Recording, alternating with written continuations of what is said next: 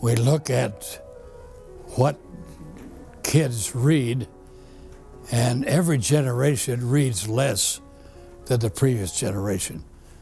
And that, I presume, will continue. I don't think there's any reason why it will not. So I would think that the printed paper won't go away, but will be less important over time, and we're going to see more and more electronic over time. I think that's a very obvious direction that nobody is going to do anything about. It's going to happen. And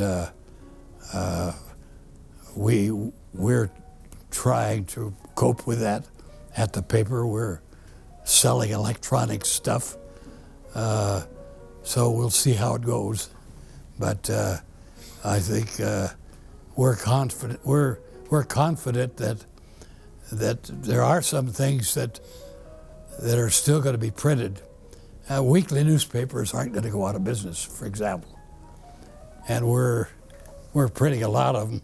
Going to continue, and whether dailies continue as dailies is a good question.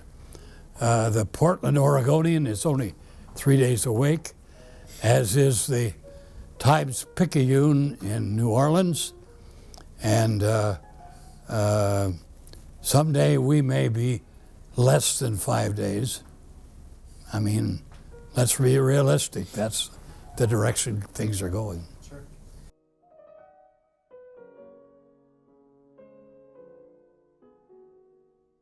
What do you most value in your life at this time, and why do you value it so much? I value my good health. I live in Mountain Meadows there in Leavenworth in a cottage. I'm not in the assisted living, but I get to see these people who don't have good health every day, and I'm just so grateful that I have good health and can be part of the community. Thank you. At this time, we would love to have questions from the audience members if they have any questions to add. How was your life at 18? At 18? At 18. At 18? Oh, as a teen. Yeah. Ooh. That was fun. I learned how to ski. Probably one of the first skiers in California on a little place called Badger Pass. And I had earlier than that, I earned money by working in the fields with people who had just lost their homes in the Dust Bowl of Oklahoma, and they had nothing more that they owned other than maybe a mattress on the top of their car and the clothes on their backs. And they went out into the fields and were eternally grateful to have fields to go into and make a living. The farmer that, and I worked with them, and the farmer that employed them provided them a circus tent. I mean, it was that big, where all the families were together, sleeping on the grass. But the circus tent in the Central Valley of California, of course, got beastly hot by 5 in the morning, so all these people would bring out their babies and their animals, and they would go out and pick in the fields, and they were happy. That's what I loved about my teen working years. And I played tennis, and I got so interested in tennis that I decided I would be a phys ed teacher, and so I enrolled in that program, and only to find out that it was like being a pre-med student with all the sciences that I had to learn.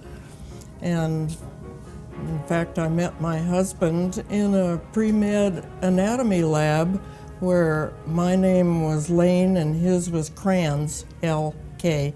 he was there and he helped me through everything. So I graduated and became a PE teacher. So I heard you talk about skiing twice now. Is that your most avid hobby, or do Oh, you have? yes. So skiing is probably the biggest hobby you have. I was even on the ski patrol in Colorado. Wow. Yes. So what kind of role did skiing your whole life play? Kept me very busy and out of trouble because I was skiing during the week, weekends, whatever. It was just a wonderful, wonderful way to be outdoors, doing something athletic. So do you still avidly ski, or do you?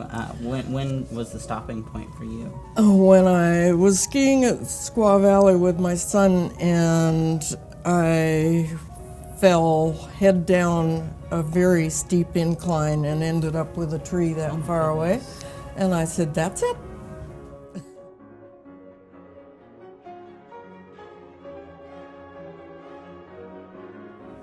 Hi, I'm Jackson Wilson. I'm here today with the lovely Mrs. Harriet, and I would love for you to just start off by telling a little bit about yourself.